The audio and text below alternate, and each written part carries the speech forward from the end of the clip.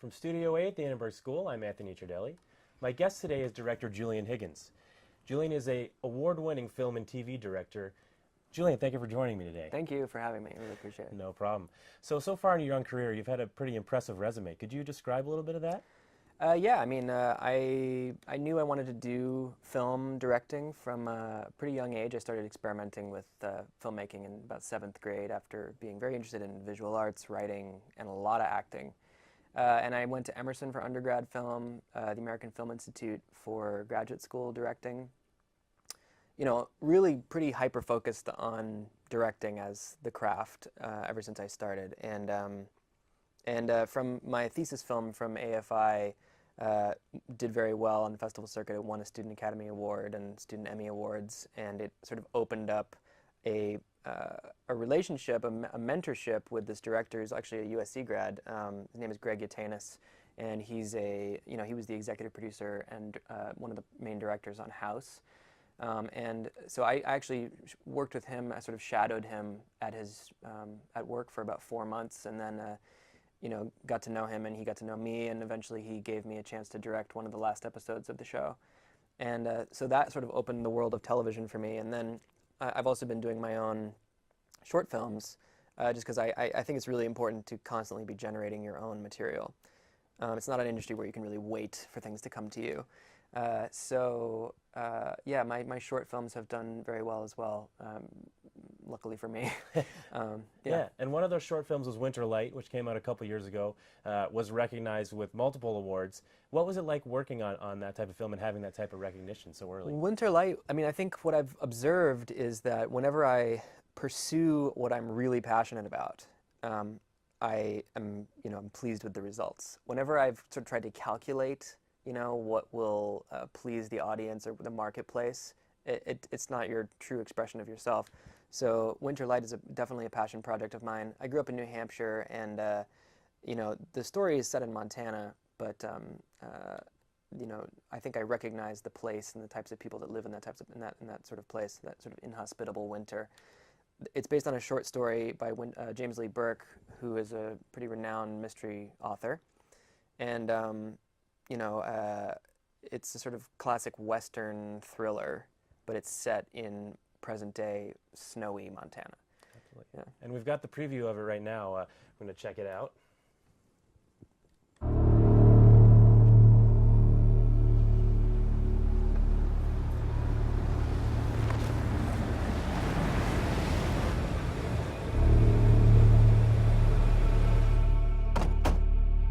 heard about you. Oh? Yeah. I just didn't know it was this canyon.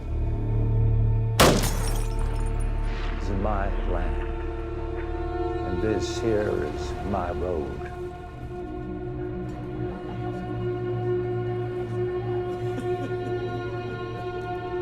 Am I a weak person? Is that why it happened to me and not someone else?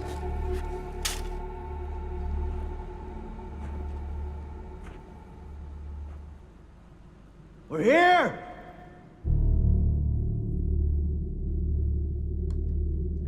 So the cinematography especially is great in that film. How did you work with your cinematographer to make such an impressively visual film? Yeah, I mean, Andrew Wheeler is, I met him at AFI, and he's shot every one of my projects since then that I've, my own shorts. And he, I just think, has an amazing eye for sort of what I regard as the sort of classic style of American narrative film. Like and he's always trying to push the envelope a bit as well. So like we're trying to like find a place that in this film it's a look that felt very real, but also it was where the camera is and what the camera is saying is a really important consideration as well. It's not just sort of handheld natural light, all close-ups, which is sort of my pet peeve. I think if you're in a landscape like that, you need to work with someone who will make it. It had such an iconic landscape, like the bar that you see in there, like that is such a sort of, it almost feels like a Edward Hopper painting or something like that. And so those colors and the way of looking at the place, I think, is very important. And actually, a lot of his family lives in Montana, so I think he he drew on some of that inspiration as well. Absolutely. And you mentioned the cast too. Like, we were extremely lucky to get this cast. It's Raymond J. Barry in the lead role, and then Vincent Kartheiser from Mad Men plays one of the hunters. Josh Pence, the other hunter, and Koryanka Kilcher, who was in Terrence Malick's The New World as Pocahontas, in the role of the student. So it's really it was a pleasure working with all of them. And working with those big actors and a skilled cinematographer, you obviously have to work with a lot of people. You had to learn that. You're now teaching directing. What has that experience been like? Yeah, teaching is really a great way for me to keep my mind actively engaged with the craft of directing. Having to articulate to people that are learning the concepts and sort of express yourself clearly, that's been really helpful to me as a director as well. I try to convey to them the importance of clarity in communication. I think people have this perception of actors that you kind of have to dance on eggshells around them all the time. And actors are humans like anybody, they just want to have an honest conversation about it. The trick for directors is to figure out how to be clear and concise and make the comments useful. I think one problem you see with young directors a lot is they just sort of talk until they figure out what they're trying to say.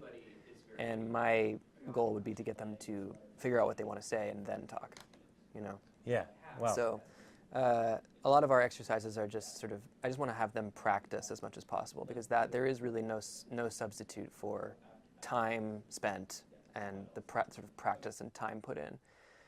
I think that's what people mean by, when they talk about how experienced someone is. It's not so much that they have some kind of talent, or, it may be that, but it's just, the idea is really, there's no shortcut. You have to just spend the time and put in the hours. And I'm a big believer in that 10,000 hour idea. All the time you spend with your mind engaged in the craft is going to pay off. There's no such thing as a waste of time if you're practicing. Yeah, and filmmaking in LA and in Hollywood recently has undergone a lot of, had to deal with a lot of problems in terms of sexual harassment allegations, lack of diversity. How have those controversies kind of affected the industry that you've seen recently? Well, I strongly believe that things are moving in a good direction. I think this is a long overdue a wave, and it's not just the entertainment industry, it's the entire nation, and let's hope it's far-reaching and long-lasting. I think the attention on Hollywood, the power structure here is so clear, and it's very clear, much clearer than it might be in some other industries. But I say let the dominoes fall, there's just no place for that kind of behavior in any industry, especially ours. And obviously we've been speaking of films the whole time. If there's one film to watch that you want the audience to check out this year, what would it be? I am a big fan of this film, Call Me By Your Name. It just came out over Thanksgiving. It's a story, it's set in Italy over a summer in the 80s, and it's a sort of unconventional love story between sort of two young men in the Italian countryside. And it's not necessarily like, I think especially for students of acting and directing, the filmmaking and the acting on display, it's Armie Hammer doing, I think, his best work in it. The acting and directing in this film are, any student of the craft should check it out. It's very surprising and very engaging. Absolutely. Well, I'll definitely make sure to check it out. And that's all the time we have. Thank you for coming in. Thank you. Very nice talking to you. This is my guest, Julian Higgins, from Studio A, in the Annenberg School. I'm Anthony Cerdelli. Thank you very much.